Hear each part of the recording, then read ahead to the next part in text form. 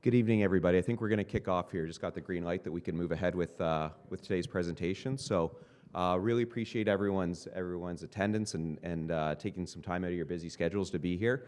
I know it's late in the day, and so really appreciate that. We're probably standing between you and either a nice New Orleans dinner or perhaps a bourbon. So anyway, we'll try to keep this to about 20-25 minutes, and then a few minutes for questions at the end. My name is Greg Huffman. I'm the President and CEO of Nuclear Fuels Inc. We're an exploration development company focused on exploring for in situ recoverable or ISR amenable uranium deposits in the United States of America with our preference for agreement states. And we'll get into what all that means here over the course of the presentation. So, as I mentioned, in situ recovery is what we're focused on. This is a technique that is very widely accepted and used within the uranium space globally. About 60% of current production globally comes via in situ recovery, and we'll get into a little bit of the details of that and some of the advantages and why we think that it's definitely sort of the future of uranium production. We're focused, as I mentioned, in the U.S. Previously, the company did have some projects for uranium exploration in Canada. However, we've pivoted and to become exclusively focused on U.S. uranium exploration. You can see here our portfolio of properties, got heavy concentration in the state of Wyoming. We also have a project in Utah as well as in Arizona. So why focus on the U.S. for uranium exploration? Well, we'll start, I'm a geologist by background. I've been on the brokerage side for the last 20 years and with the company for 5 months as of yesterday. But for me, the real, exciting part about U.S. uranium is the opportunity to be self-sufficient. Really, we're seeing a huge push at the government level to reestablish a domestic nuclear fuel cycle, right from production of uranium through to fuel fabrication, through to actually building out additional nuclear power plants. So that's something that's very, very much a tailwind for us. And I want to highlight this chart right here, which basically shows uranium consumption back through 1950, and you can see from the late 50s through to the end of the mid 1980s, the U.S. was largely self-sufficient from a uranium production perspective. Either producing we were producing all of the uranium that we needed domestically. So that speaks to the geologically, just how geologically blessed we are here in the U.S. with respect to the uranium endowment in the ground. There are areas of the world that have higher grade uranium, but here in the U.S. we have a lot of uranium, and when the price is right, we can produce a lot of it. And we'll demonstrate over the course of this presentation that the uranium prices are now at the sufficient levels to justify turning back on that uranium production. We really need to get the right hand of this side graph, turn blue again to maintain the energy security. This is a price chart of the uranium. Just in terms of a bit of my background, I was formerly, as I mentioned, a broker for the last 20 years. I started off my career in 2004. Working as a mining analyst with a heavy specialization in uranium. The timing was great for that. It was probably one of the best bull markets that we've ever seen in the commodity space, with the price going from $7 per pound in 2003 to over $138 per pound. Now, what drove that price spike really was a supply-related issues. There was a number of new mines that were being ramped up, very high-grade mines that were supposed to produce a lot of uranium that had some production issues, particularly in Canada. And it caused a huge amount of panic amongst the utility buyers and led them to go into the spot market and drove the price higher.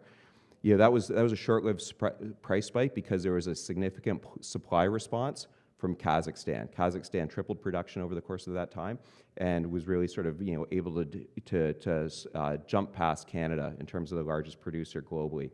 The uranium price stagnated for quite some time, started to rebound in the late 2000s, early 2010s, just to have the rug pulled out from under when Fukushima disaster happened in Japan. However, there was really no material environmental consequences or injuries related to that. So, what it did do though was stunt the growth in terms of nuclear for about a decade. It was in about 2018 we started to see the sentiment come back to the space, and the price start to move higher. And we've seen just not only was the supply side growing with the extensions of reactors, new reactors being built, But we also had to start to see some, similar to what we saw back in 2004 to 2008, some issues with supply, particularly this time out of Kazakhstan. Kazakhstan, as I mentioned, you had a huge ramp of production. They do not have the capability to increase production like that again. There's a massive shortage of sulfuric acid in Kazakhstan, which is required for them to produce the uranium, and that's really curtailing their ability to even maintain production at the current levels, nonetheless grow it. So really, we're looking for other sources of uranium globally to be able to answer that massive demand that's coming back. And that's something that's very different from the last cycle. Last cycle was really, as I mentioned, it was supply-related issues. This time we've got the supply issues out of Kazakhstan, but we also have a huge ramp up in terms of demand.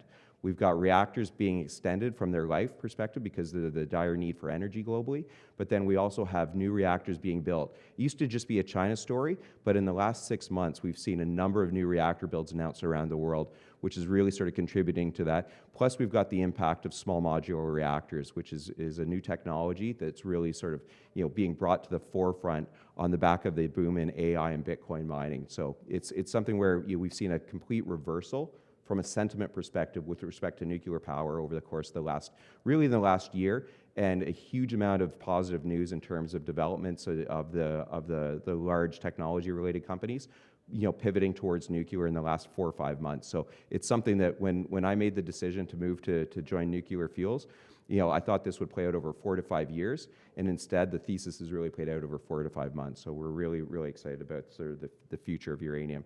We're just starting to get to the incentive price now to start to see some operations restarted on the uranium side, but we do think there's a massive, massive supply squeeze coming where we're going to have to see a much, much higher uranium price to justify significant increases in production beyond what we're already seeing.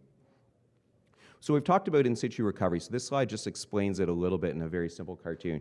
You can see here, this is how about 60% of the world's uranium is produced globally. A lot of that comes from Kazakhstan, but the majority of production here in the U.S. right now is also accomplished by this method. So really, it's very environmentally friendly. It's very low impact. It's low capex. It doesn't take a lot of money to get these operations going. And then it's quite low cost from an operating cost perspective.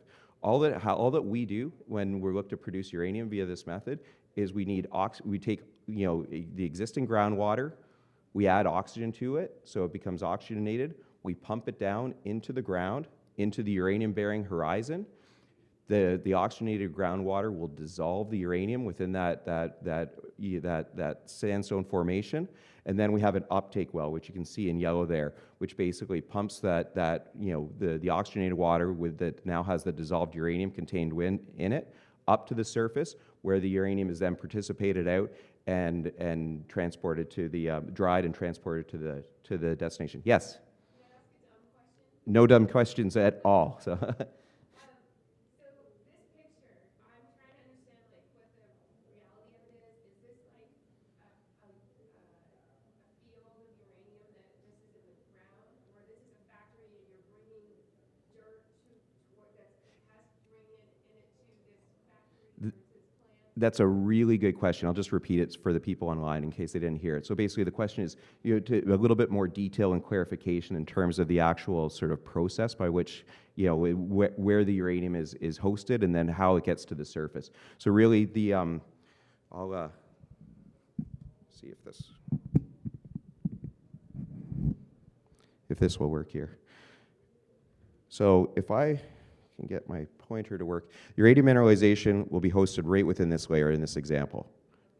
And so what we're doing is we're taking the groundwater and putting it down, adding oxygen to it, putting it down into this layer of where the uranium mineralization exists. That groundwater just transports naturally along that horizon, dissolves the uranium as it goes, and then we pump it back up here. We do not move 1 pound of rock or dirt. It stays in place. So the groundwater that we're up here is the groundwater that you'd be using for either farming or drinking water. We're down much, much lower, well below the usable water table. And oftentimes the groundwater down here already has lots of uranium dissolved in it, so it's not fit for human or animal consumption.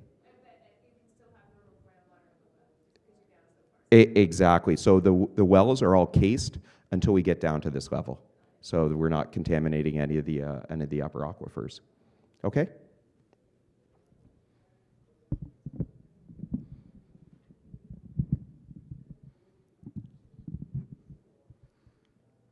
But great questions. Thank you for that. So this slide summarizes basically what happened. So you can see on the left, we've got the well field. That's what we just talked about. And then from the well field, that water with the dissolved uranium is brought to a processing plant.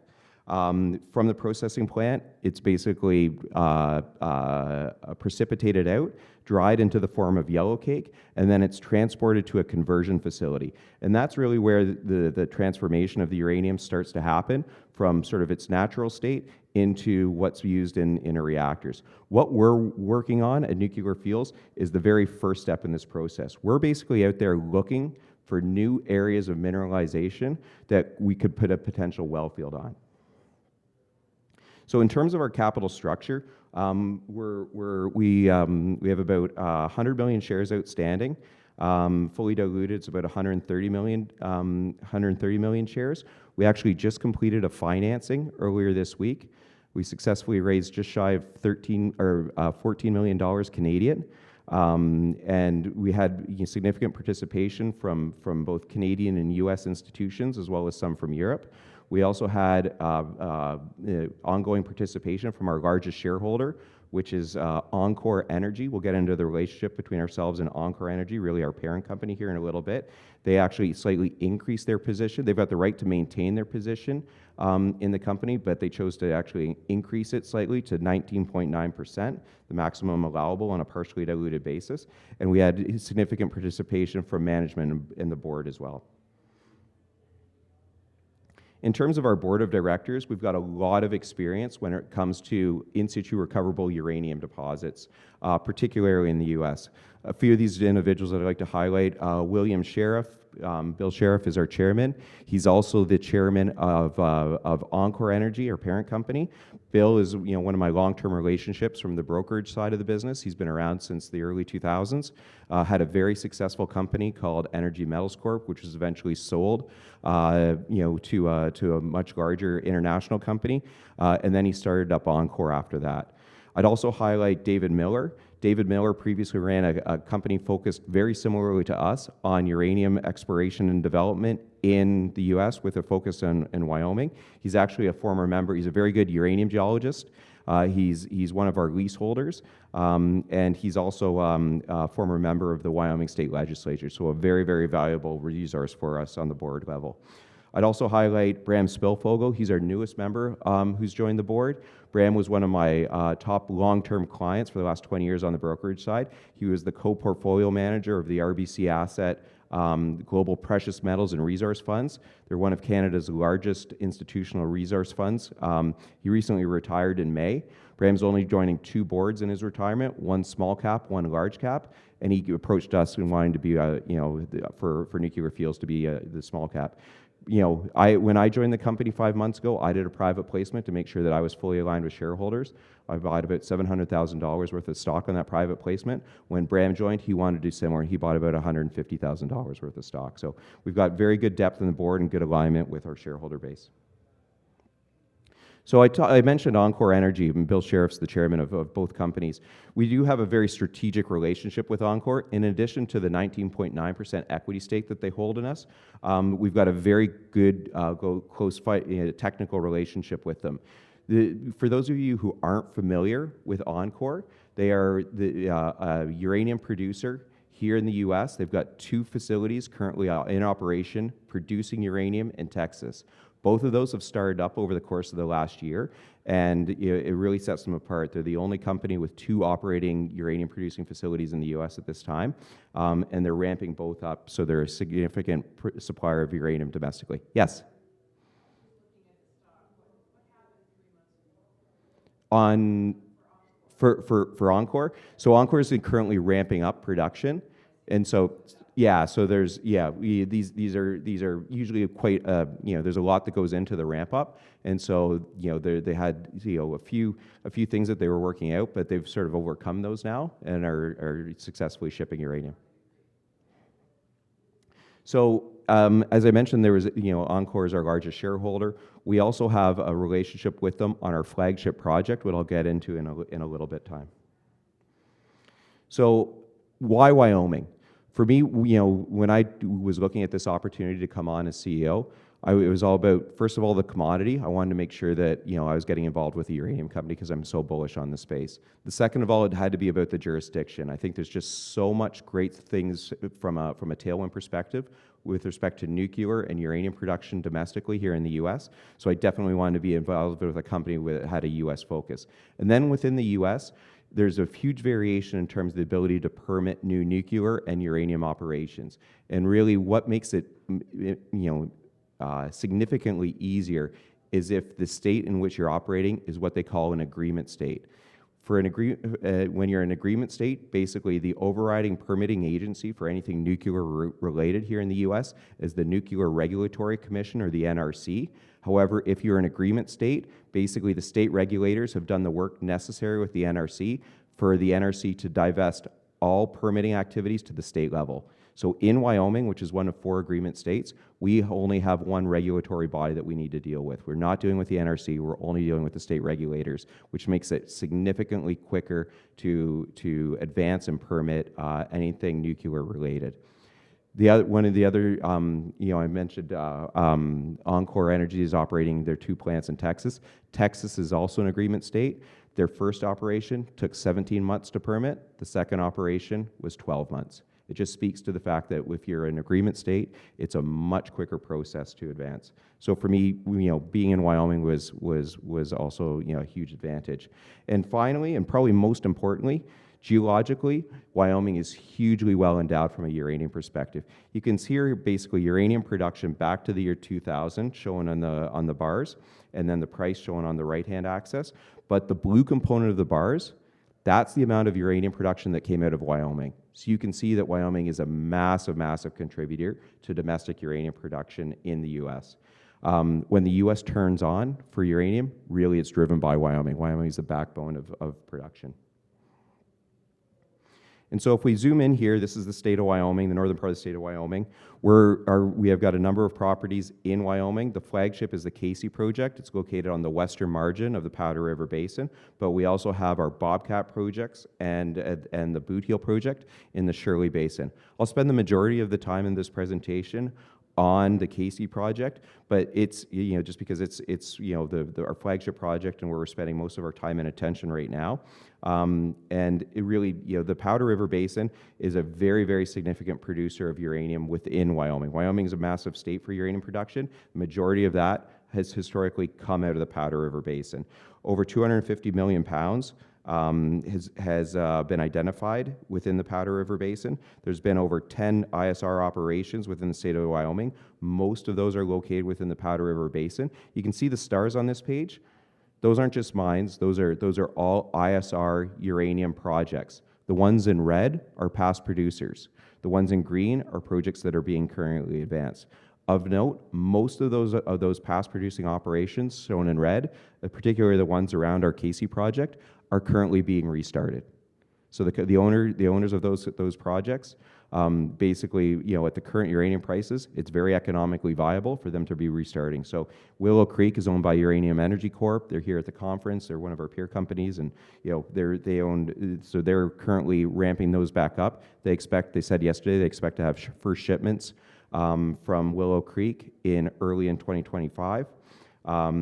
Immediately to our east, Nichols Ranch is owned by a company called Energy Fuels. Energy Fuels has stated that they expect Nichols Ranch to be producing in mid 2025, and the Lance project up in the northeastern part of the Powder River Basin, it's on schedule to start producing early in 2025. So you can see right now there's a massive. We're going to go from one operating ISR operation in the state of Wyoming, that's Lost Creek, owned by UR Energy down in the southwest part of the state, to 4 operations a year from now. And really, these are historical operations that are being ramped back up. What we're looking for is to become another one of those operations, but do that via a new discovery, which is really, you know, the main driver of share price value within the junior mining space. You can make a new discovery that translates to, you know, massive appreciation from a share price perspective. So if I zoom in here to the western margin of the Powder River Basin, you can see our Casey project. I do want to highlight Nichols Ranch is immediately to our east. That's the project that's currently owned by Energy Fuels and is being restarted. Gary, and Christensen, those are two, you know, the operations owned by UEC that are being ramped back up right now. I'd also highlight North Butte. North Butte's still on care and maintenance, but it's owned by Cameco. Cameco is the second largest uranium producer globally. It's the one that they classify as one of their tier 2 assets located in the States. I won't be surprised at all for me is if they continue to have struggle within Kazakhstan with some of the acid supply issues I talked about earlier, the Cameco looks to restart their North Butte project as well. In terms of the Casey project itself, you can see the black lines. That's, you know, the geological controls on the mineralization. There was a lot of work done from an exploration perspective on the Casey project in the 70s and 80s.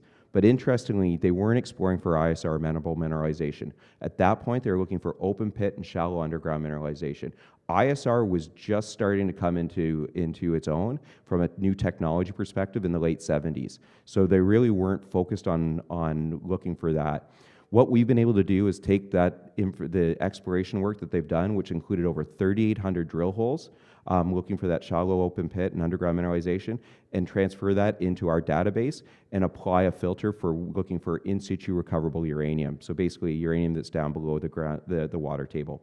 We've been very successful. Historically, there's about just shy 1.7 million pounds of historical mineralization identified on the property. We see great potential to increase that by extending and expanding the historical zones. I've got 3 of the historical zones highlighted there: the saddle zone, the spur zone, and the stirrup zone. We'll talk about some of our drill results from those ones, but then we also see huge potential for new discoveries on the project as well.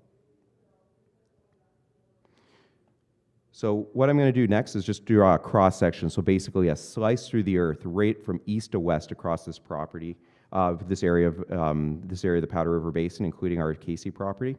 So you can see here on the left-hand side, the west, you can see the Casey project, and then over on the right, you can see all those operations that are being restarted. You can see the Wasatch Formation is the prospective horizon that they're all hosted within. What's interesting is because we're on the western margin of the basin, not only do we see mineralization within the Wasatch, we also see mineralization within the Fort Union as well as the Lance. So this is basically, you know, triple the bang for our buck from an exploration perspective, because with any drill hole, we can get through all 3 of those formations, whereas the Fort Union and the Lance are too deep more towards the center of the basin for them to economically exploit any mineralization hosted within those horizons. So it's a real advantage of where our property sits on the western part of the basin. When I was a uranium analyst, I covered most of the companies that were exploring for uranium globally, particularly in the U.S. And I was really surprised that I had never heard of the Casey project. And really why that was, it was never consolidated under single ownership in the cycle from 2003 to 2008. It was broken up amongst a number of companies to the point where there was not one drill hole completed last cycle. So it really is, you know, it missed out on any exploration last cycle. So we see that as a real opportunity here to apply, modern technology and drilling to a property that hasn't seen any real exploration since the early 1980s. The great thing that happened towards the end of the exploration in the early 1980s, though, is ISR was starting to come onto the scene as a technology. So there was some testing of the various formations for their amenability to in situ recovery methodologies. And the good news is they came back positive. So, we'll look to do more of that as we advance the project, but the initial work that was done in the 80s did come back positive. So if I take a step back and just talk about a little bit on the, some of the drilling that we've been done. Obviously, I mentioned the saddle zone, the spur zone, and the stirrup zone. These are 3 areas of historical mineralization. The saddle zone was the largest of the individual zones of mineralization historically defined on the property. It contains about, 520,000 pounds of uranium at very good grades, 0.138%. The average grade in this part of the Powder River Basin of the other operations is all around 0.1%. That's the average grade of our overall resources, but the saddle zone is particularly high grade and does demonstrate that there's the geological processes involved here to make higher grade deposits. So if I zoom in here, actually, I'm going to just talk a little bit about some of the work that was done. When I joined the company, there was a technical report available on the project. That is what I used to do some of my due diligence. But as a geologist, I wasn't overly impressed by the quality of it. So one of the first things that I did is I basically went to the top uranium consultant in the state of Wyoming and asked them to redo the report for me. They're called WWC, and they've done most of the work for the other operations that are currently being restarted in the States, or in the state of Wyoming. And what was really interesting is because the good state of the data that we have that was completed historically on the project, they felt confident in putting together an exploration target. So this isn't a resource per se on the property, but it's basically taking that historical data and them extrapolating what they think the potential of the property is from a contained mineralization perspective. And what they came up with was a range at the low end of the scale of 11.5 million pounds, ranging to a high end of 30 million pounds. And what's interesting is most of the historical exploration has been done on the western part of the property. There's been very little done on the east. So really this range of 11.5 to 30 million pounds is only for half of our property. So we were really impressed by that. And that range of 11.5 to 30 will become relevant here when I talk a little bit about the back-end relationship that we have with Encore. This just shows the updated, I showed those black squiggly lines, the roll fronts or the geological formation that hosts the historical mineralization. This was the update that WWC did us. There was a lot more roll fronts. We went from about 110 miles of roll fronts, which is basically the prospective geological target, to about 430 miles. So a massive increase in terms of the target potential that we have on this property. So we were very impressed by that. We're now in the process of drilling to test, many of these new targets. So I'm just zoomed in here. This is with, these areas of mineralization, these historical areas. When I joined the company in the beginning of July, really what the focus previously had been to my arrival was doing infill drilling on the historical mineralization. For me, what was really important was to try to grow that mineralization. So we moved from doing confirmation drilling to doing expansion and extension drilling. And the good news is we were very successful in that over the course of the last 6 months. Each of the zones have demonstrated potential to increase beyond what the historical mineralization was defined. That was great news. And even more significantly, we see potential for these zones to connect up, which would be meaningful increases in terms of that 1.7 million pounds historical. And that's what, will be one facet of our drill program here as we move forward through 2025. Yeah, of course.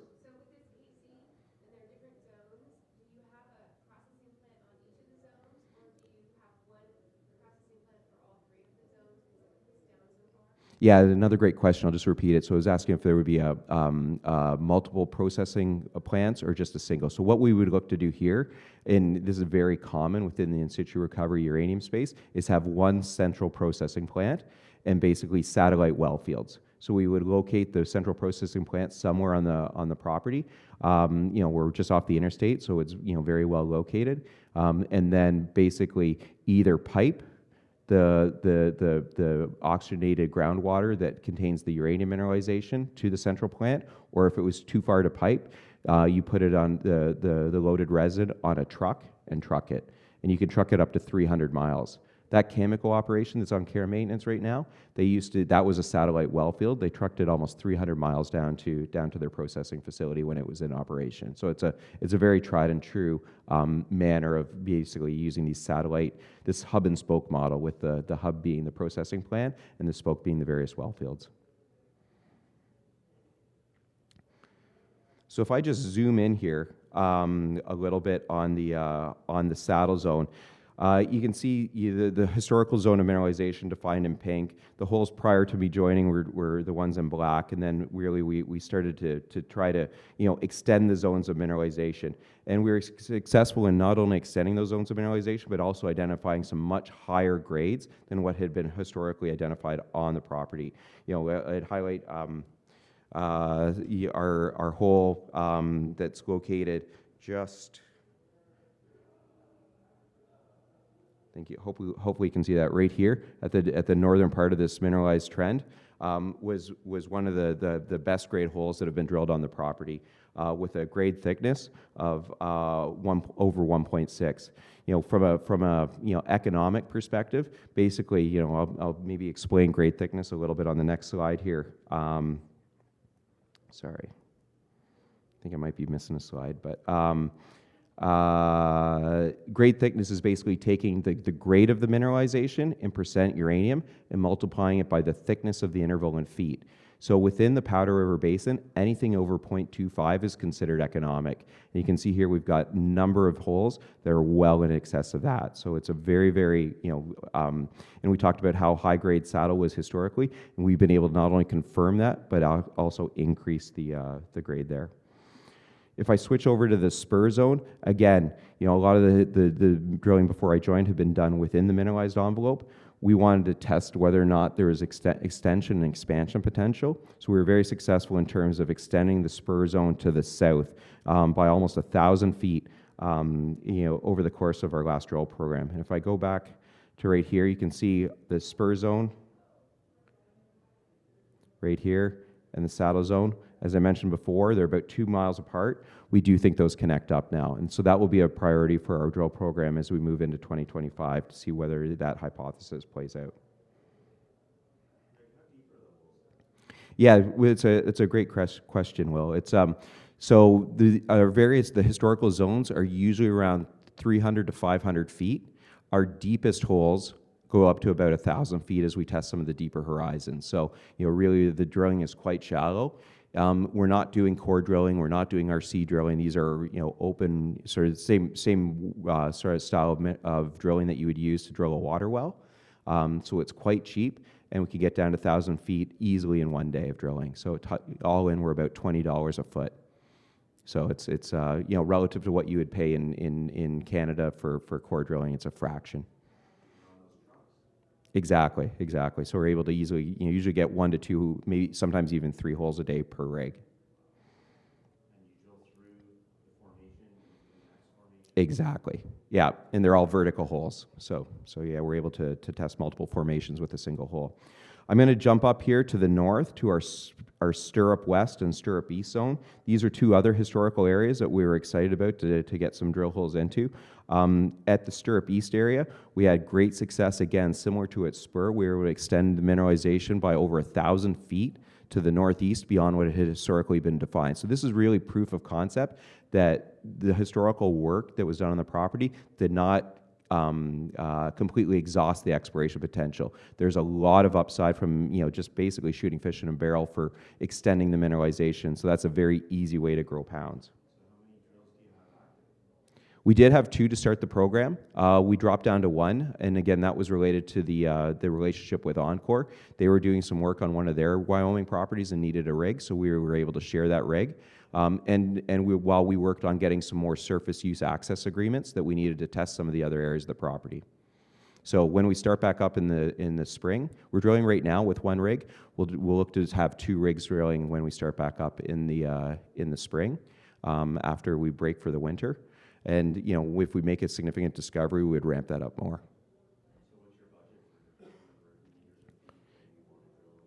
Yeah, right now under our current permit, which covers the extent of our property, we're permitted for 700 holes. As we rehab a hole, or as we finish a hole, we rehab it, and then it gets added back into our banks. That will be sufficient for us to keep going for a number of years. So we're still working. We have a planning meeting in 2 weeks on site to come up with our final budget, but it'll likely be in the area of $4 to $6 million per year for the exploration campaign, and likely in that sort of 300 holes per exploration campaign per year. In terms of Stirrup West, we did drilling there just in September and the early part of October. It was our last drill results press release. We drilled the best hole that the company has ever had on this part, so we were really excited about that. We had a combined GT within that hole of 1.8. Remember that economic threshold, it sits around 0.25, so we've got some very, very high-grade zones within this area. So we're very confident that we're going to be able to add some significant amount of pounds here over the course of the coming exploration programs, and that's significant from our relationship with our parent company, Encore. Not only are they the largest shareholders, but they have a back-in right on the Casey project as a whole. So, that's something that's worth spending a little bit of time on. So if we're successful in defining a resource of 15 million pounds, they have the opportunity to reacquire a 51% interest in the project. Now, but in order for them to do that, what they need to do is pay us 2.5 times our exploration expenditures on the property. And so, that would, currently we're sitting at about $6 million having been spent. So you can do the math there. But in addition, and probably more significantly to that 2.5 times our exploration expenditures, they would need to fund our share of production, our CapEx, to bring the operation into production. So we would not have to come back to shareholders for incremental money to put this operation into production. We would be carried to production for our 49% of cash flows. They have 6 months to make that decision. So yeah, after we deliver the resource to them, they have 6 months to decide. So that's something for us would be, is very much a target. We would love for them to be in that option, that position, to exercise that option. And really, we're going to be exploring the property as fast and as hard as we can to get there as quickly as possible. I just want to spend a quick moment on our Boot Heel property. This, again, also located in Wyoming, but within a different basin, the Shirley Basin rather than Powder River Basin. You can see here there was this is very different than Casey in that there was a lot of work done on this project last cycle to the point where there was a 43-101 resource defined. It's not current right now, so we have to classify it as historical. But you can see it's about 3.3 million pounds. It also got taken through into the permitting process. The permitting process wasn't completed, but it had started. Because they had done significant amounts of ISR amenability test work, and it leaches incredibly well. So it's something that's very, very exciting and something that we'll look to drill next summer as well. And finally, I'll just highlight our Moonshine property, Moonshine Springs property. So this is located in northern Arizona. This is one that we'll look to do a bunch of bench work, desktop work on it over the winter months this year, including some ISR amenability testing. This project, while it does have a significant resource of 3.6 million pounds at very good grade, there has not been any ISR amenability testing. So that's something that we'll look into over the course of this year. Cognizant of time here, so just in terms of wrapping up, we're very focused in terms of delivering new uranium resources that are ISR amenable in the United States to the market. We think that that will drive significant share price appreciation here over the course of the coming years. I have a significant portion. When I joined the company, I did a private placement for 2 million units to align myself with shareholders. So I've got a significant portion of my net worth into the company.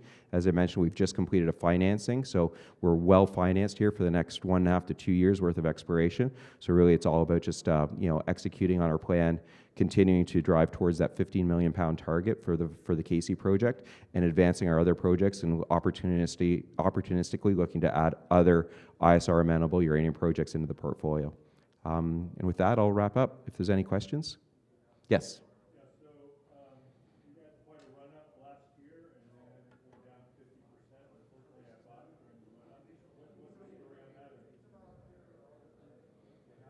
Yeah, so, and again, that was before I joined, so, it's a little bit of, maybe Monday morning quarterbacking, but I think what had happened is the uranium sector as a whole had a really, on the back of an appreciating spot price late last year, the whole sector, share prices went up a lot.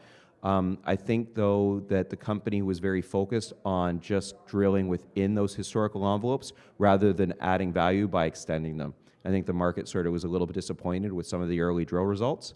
And so that's why we really changed the nature of the exploration program when I joined to try to add value with the extension expanding. And what's really exciting right now is we've moved away from that strategy temporarily to look for new discoveries on the property. I joined on the 30th of June. Yes? Other than Encore, do you have any other chunky funds, institutions, or companies on the register? Really, it was primarily retail held when I joined. And that's something, just given my background as a institutional salesperson, I wanted to build out. Obviously, with the size of the company, it does limit institutional participation to certain funds. But our last raise was predominantly institutional. We've added 5 or 6 major funds to the register.